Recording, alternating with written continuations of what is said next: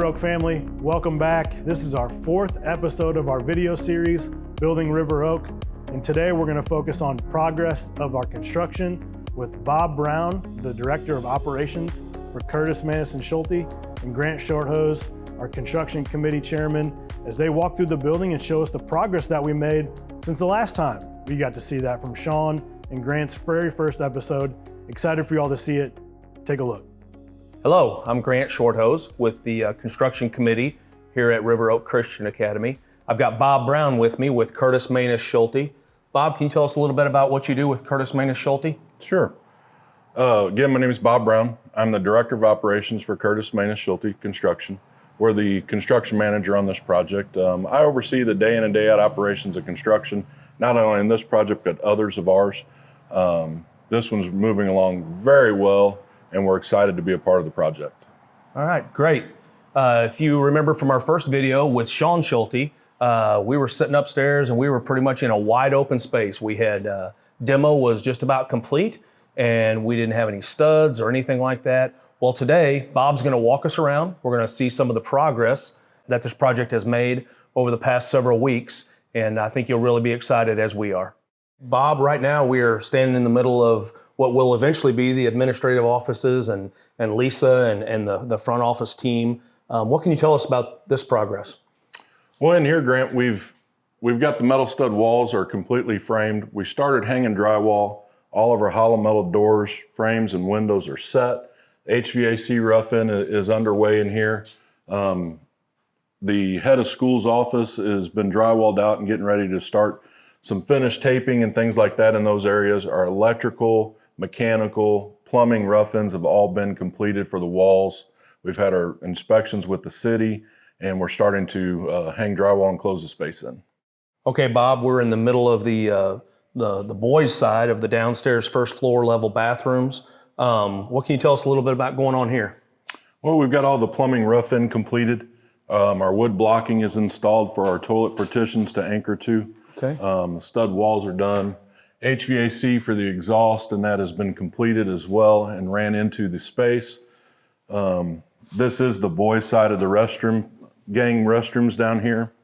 Out here, there'll be the open bay sink. Okay, yeah. For everyone here, leading in. This side is the girls' side of the restroom. Same thing. All of our plumbing rough-in and that is completed. The blocking is done. We're getting ready to start sheetrocking this and then going into finishes in this room as well. Right now, we're in the middle of a kinder prep or a kindergarten-sized classroom. These are pretty good sized classrooms, aren't they? Really nice size. Yeah, so teachers will be able to have different zone areas if they want. The kids will have ample space for learning.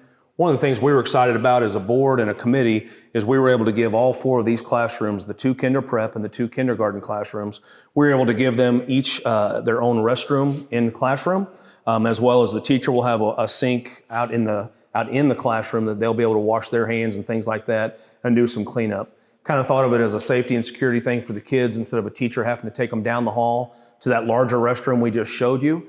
They'll be able to stay within their classroom, be with the kids, and the other child will be in the restroom taking care of their stuff. Okay, Bob, as we're walking into one of the 4th grade classrooms, what can you do for some updates in here? What can you tell us?